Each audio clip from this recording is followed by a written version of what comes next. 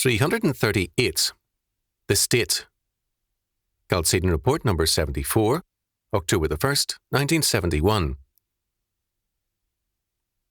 When words, inappropriate for political application, become political slogans, they create impossible problems. One such word is equality. That word has had many meanings. Several Greek words are translated as equal in the New Testament. One of these, in Galatians chapter 1 verse 14, means one of the same age, and others also have meanings very different from modern usage. The word isos, however, which appears in Matthew chapter 20 verse 12, John chapter 5 verse 18, Philippians chapter 2 verse 6, and Revelation chapter 21 verse 16, and isotes, equality, in 2 Corinthians chapter 8 verse 14, and Colossians chapter 4 verse 1, means the same in size, number, quality, and so on. It is, in essence, a mathematical term, and this is its meaning in Matthew chapter 20 verse 12 and Revelation chapter 21 verse 16, as well as in 2 Corinthians chapter 8 verse 14 and Colossians chapter 4 verse 1. The other usages indicate the identity of the persons of the Godhead. But it was in the modern era that equality, a mathematical concept, became a political slogan. With the Enlightenment, mathematics became very influential as a standard for man's thinking. Some philosophers felt that thinking, like geometry, should proceed from axioms and theorems to inescapable conclusions. In mathematics, the equal sign shows a balance on both sides of a problem, and the problem is solved if it is proven that they balance. The idea of equality thus came to be an attractive idea for politics. Solve the political problem by introducing the solving balance of equality. The idea of equality, once introduced into politics, created a false dilemma and offered false alternatives. Men who opposed the idea of equality began to argue that inequality was the truth of the matter. But the idea of equality applies best to a mathematical problem. It is an abstraction. 2 plus 2 equals 4. True, but do 2 Englishmen plus 2 Frenchmen equal 4 Japanese? Immediately the problem becomes absurd. Who are these 8 men? Some may be criminals, others great men. In any case, how can they be acquitted? How can the diversity of talents, character, and usefulness be reduced to an abstraction? Can 2 trees plus 2 clouds equal 4 birds? If we are dealing with lumber, steel, and other standardized and manufactured items, the equal sign is a very important and necessary tool of science and business. Applied to people, it is meaningless. To talk about either equality or inequality is to reduce the human situation to a level of abstraction. Even more, it introduces a false perspective which can only damage society. Men will try to promote their ideas of equality and inequality with passionate intensity, and political discourse and action will be geared to myths. What is the answer? Is Willie Mays equal to Richard Nixon? Is a plumber equal to a councilman? The question must be ruled out as meaningless. It obscures the basic fact, first, that God's law declares that rulers and judges must be no respecters of persons. Their judgment must be in terms of the law, not in terms of the wealth, poverty, or colour of a man. Leviticus chapter 19 verse 15, Deuteronomy chapter 1 verse 17, etc. In this respect, justice is blind to the status but clear-eyed with respect to the law. These human factors may or may not be important. They are, however, irrelevant to the law. Second, men are ultimately judged in terms of their relationship to God and His law word, not in terms of their relationship to man's standards. Faith and character are thus central to a man and his society in any godly order. There is, then, a natural aristocracy of talent and character. In a statist order, however, neither an organized majority or minority nor any kind of independent aristocracy are tolerable.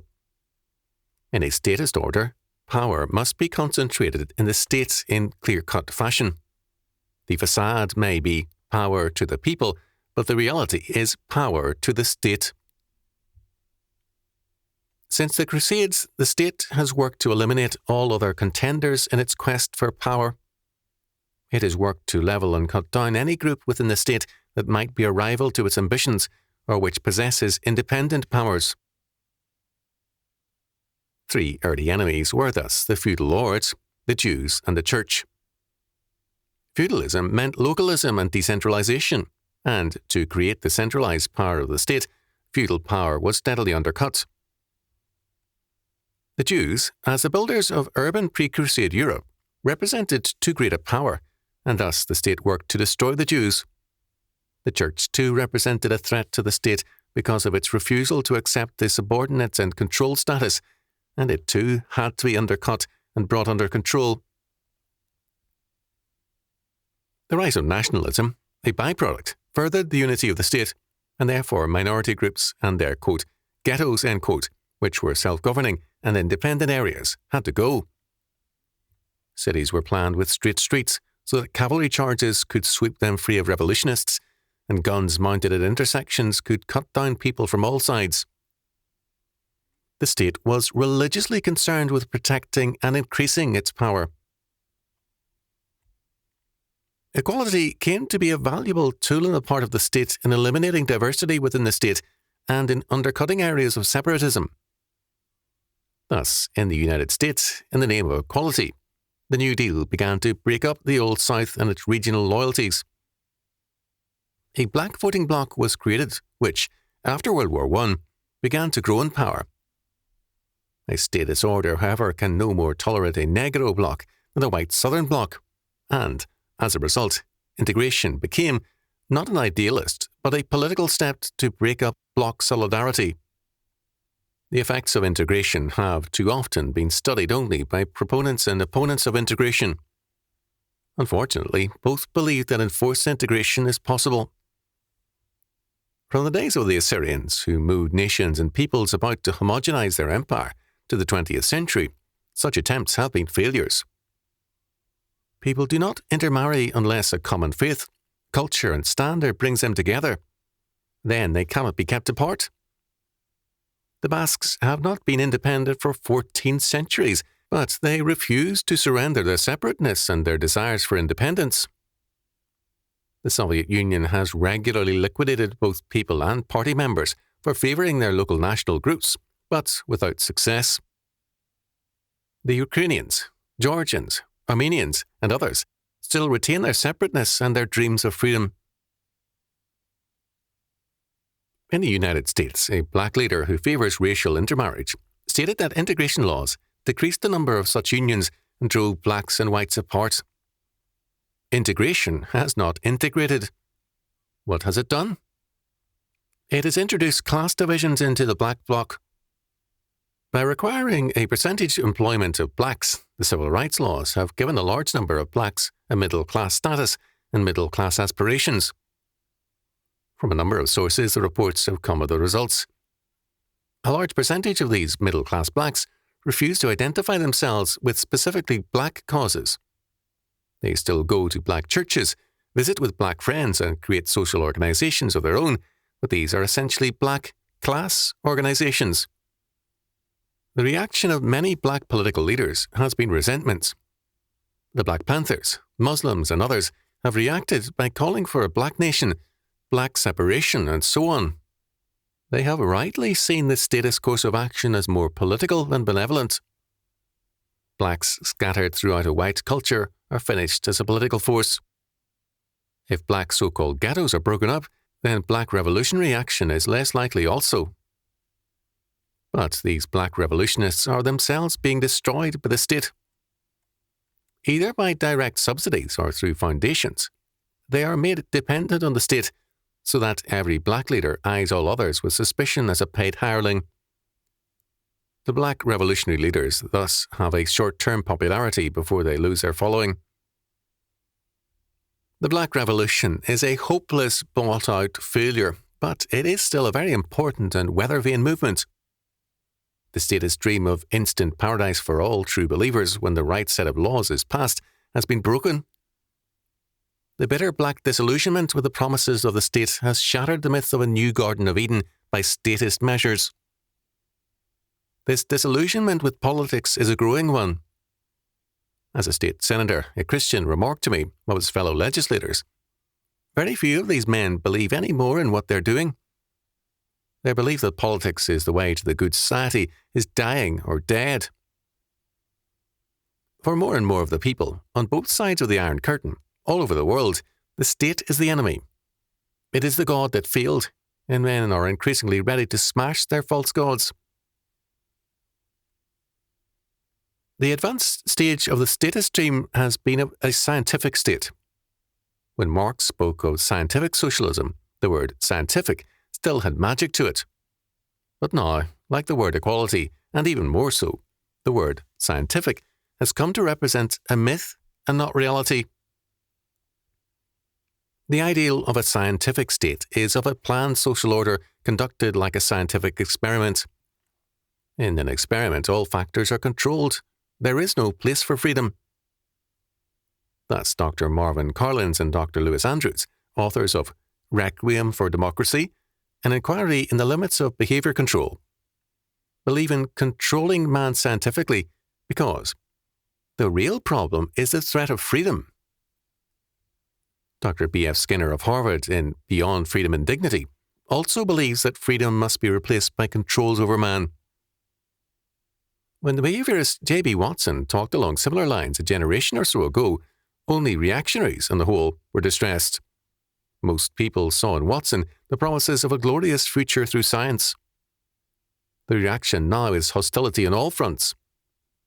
The scientific, educational, statist establishment is viewed with radical suspicion and fear. Much is said nowadays about, quote, the credibility gap, end quote. Pronouncements by the US federal government are viewed with distrust as politically motivated lies. There are good reasons for this suspicion.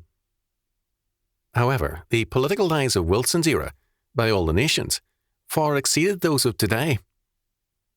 When they were exposed, there was a period of shock and then a quick return of confidence. At that time, men were more ready to trust the state and thus to believe that some officials were guilty, but that their, quote, government, end quote, was still benevolent and sound. That belief is largely gone now, and thus, quote, the credibility gap, end quote, has grown and exists even when the truth is told. As a businessman said of a prominent politician, I'm suspicious even when he tells the truth. I start figuring, what's his angle? The state is no longer seen as the potential Garden of Eden. It is the world after the fall.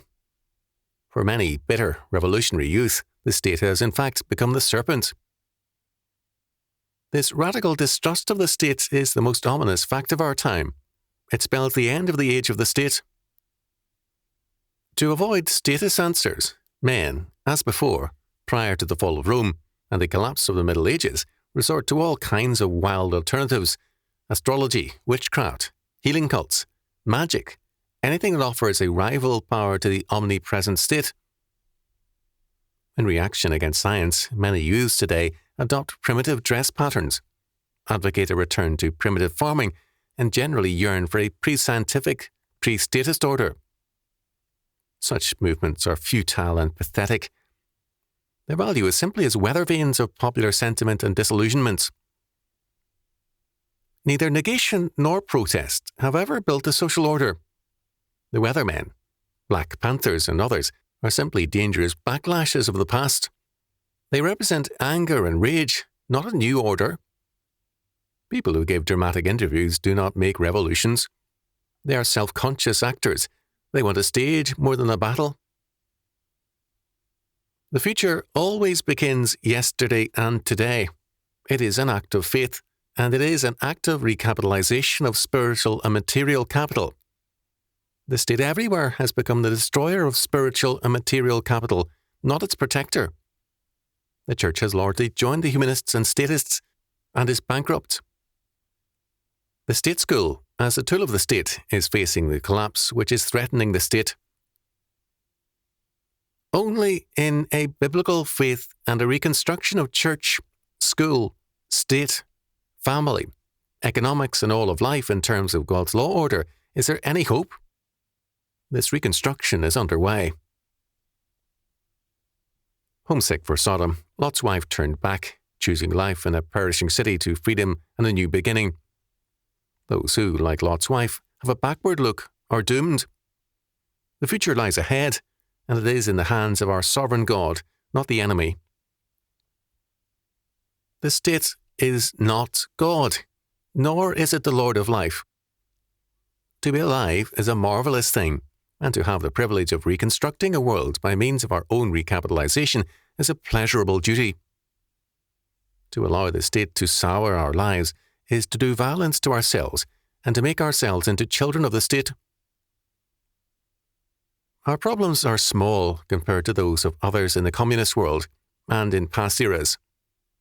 If life is a burden for you, perhaps you are the real burden, a drag on time and progress. This is indeed a difficult era, but it is a time of great change and opportunity, and, under God, a glorious time to be alive.